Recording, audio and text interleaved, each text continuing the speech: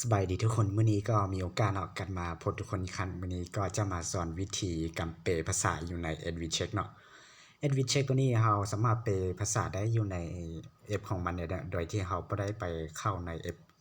Translate เนาะหรือว่าแอปแปลภาษาเนาะถ้ามีมันเรากดเข้าไปเนาะแล้วก็เข้าไปหาหมู่ผู้ที่เขียนข้อความส่งมาเนาะส่วนหมู่ตัวนี้จะเป็นภาษาจีนเนาะแล้วก็แอดมินจะแปลตัวนี้เป็นภาษาลาวหรือภาษาอังกฤษเนาะแล้วแต่เนาะแต่ทำอีกเนาะเราต้องไปเปลี่ยนภาษาของตัวนี้นะสมมุติว่าเราต้องการเปลี่ยนภาษาจีนตัวนี้ให้เอาเป็นภาษาไทยเนาะเราต้องไปเปลี่ยนกันตั้งค่าอยู่ในอ่าระบบโทรศัพท์ของเราให้มันเป็นภาษาไทยเนาะแล้วก็เราแปลมันจึงเอามาเป็นภาษาไทย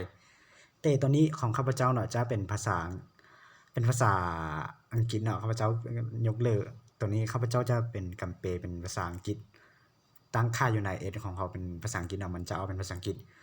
ทำอีกเนาะให้มันให้ทุกคนเข้าไปตัวนี้เนาะเข้าไปข้อความตัวนี้ข้อความที่เขาเขียนมาเนาะให้เรา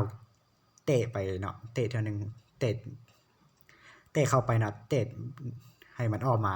หน้าต่างนี้เนาะแล้วก็มันจะออกเป็น copy หรือว่าออกเป็นลึกเนาะมันก็จะมีหลายแล้วก็เขาเข้าไปตัว translate ตัวนี้เนาะตัวจะมีตัวหนังสือ2ตัวซ้อนกันเนี่ยนี่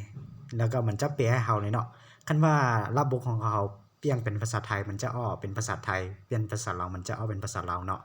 เป็นภาษาจีนมันก็จะออกเป็นภาษาจีนเป็นภาษาไทยมันก็ออกเป็นภาษาไทยเนาะมันก็เป็นอย่างนั้นแล้วก็นี่จะเป็นการเปอยู่ใน WeChat เนาะโดยที่เขาบ่ได้ออกไปเปอยู่ที่Google Translate ของมันเนาะ